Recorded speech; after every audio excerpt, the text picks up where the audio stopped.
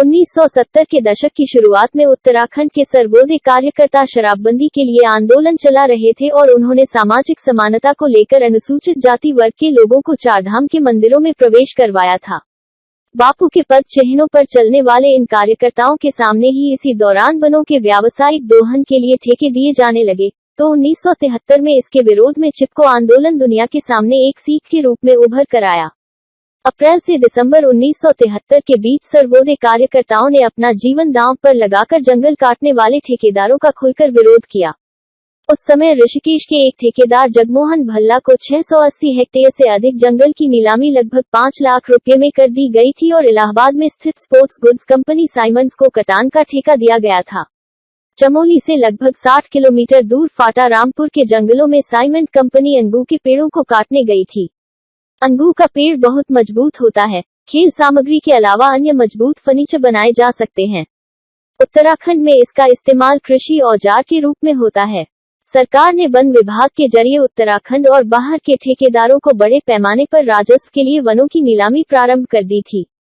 बड़े पैमाने पर चीड़, देवदार, अंगू, खरसू, मोरू आदि के जंगल कटने लगे। तब भागीरथी, अलकनंदा, पिंडर, कोसी, मंदाकिनी, बालगंगा, विलग्ना के उद्गम तक पहुंचने के लिए आज की तरह पक्की सड़कें नहीं थी। इसलिए जंगल के ठेकेदार 1970 से 80 के बीच में वनों की अंधाधुंध कटाई करके नदियों के बहाव के साथ लकड़ियों की स्लीपर हरिद्वार तक ले गए। इस अमूल्य वन संपदा का इस्तेमाल रेलवे लाइन बिछाने के लिए भी किया गया है। गांवों से होकर जंगल को काटने वाले मजदूरों का तांता लगा रहता था। वे बड़ी मात्रा में अपने खाने पीने की सामग्री के साथ जंगल काटने के लिए आरी कुल्हाड़ी पीठ पर ले जाते थे। कटान करने वाले मजदूर अधिकांश हिमाचल, जम्मू, कश्मीर, नेपाल और तराई क्षेत्र से आते थे। जंगल से लोगों की घास, लकड़ी, हकूक प्रभावित हो रहे थे। उस समय समाज सुधार के नाम पर लोगों के बीच सिर्फ सर्वोदय कार्यकर्ता ही गांव-गांव पहुंचते थे।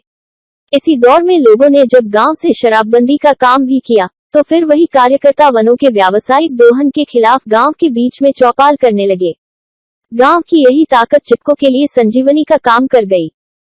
सर्वविदित है कि उत्तराखंड में महात्मा गांधी की शिष्या सरला बहन, सुंदरलाल बहुगुणा, सोहनलाल भूमिश्रु, मानसिंह रावत, भवानी भाई, राधा बहन, चंडी प्रसाद भट्ट, घनश्याम सैलानी, सुरेंद्र दत्त भट्ट, बिमला बहुगुणा और उनके साथ दर्जनों कार्यकर्ता समाज के बीच में जिस तपस्या के बल पर आगे बढ़े, वही उनके लिए चिपको के रूप में जन कारवां बनता गया। चिपको आंदोलन के प्रसिद्ध नेता चंडी प्रसाद भट्ट और सुंदरलाल बहुगुणा कहते रहे कि जंगल यहाँ के सैनिक हैं, इसलिए इन पर कुल्हाड़ी चलाने से पहले गंभीरता पूर्वक गौर करना चाहिए। इसी दौरान चमोली जिले के रामपुर और फाटा में साइमंड कंपनी द्वारा काटे जा रहे पेड़ों का जबरदस्त विरोध प्रारंभ हुआ था।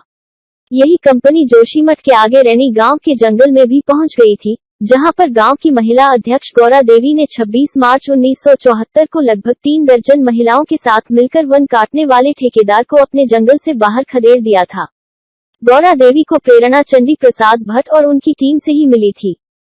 रैनी की इस सफल घटना के बाद तत्कालीन उत्तर प्रदेश सरकार ने वनस्पति शास्त्री बीरेंद्र कुमार की अध्यक्षता में 9 सदस्यीय समिति का गठन किया था। 2 वर्ष बाद इस समिति की रिपोर्ट आई तो इसके पश्चात अलकनंदा के ऊपरी क्षेत्रों में लगभग 4200 वर्ग किलोमीटर वन क्षेत्र में व्यावसायिक कटाई पर 10 साल के लिए प्रतिबंध लग गया था। लेकिन सरकार का ये निर्णय पूरे उत्तराखंड के लिए पर्याप्त नहीं था। 1972 से 74 के बीच में उत्तरकाशी में ब्याली के जंगल को बचाने के लिए कम्युनिस्ट नेता कमला राम के नेतृत्व में जबरदस्त आंदोलन चलाया गया था। सुंदरलाल बहुगुणा चिपको आंदोलन के केंद्र बिंदु थे। 9 जनवरी 1979 को बडियारगढ़ में विरोध के दौरान बहुगुणा को जेल में डालने से चिपको आंदोलन की आवाज पूरे देश दुनिया में पहुंचने लगी।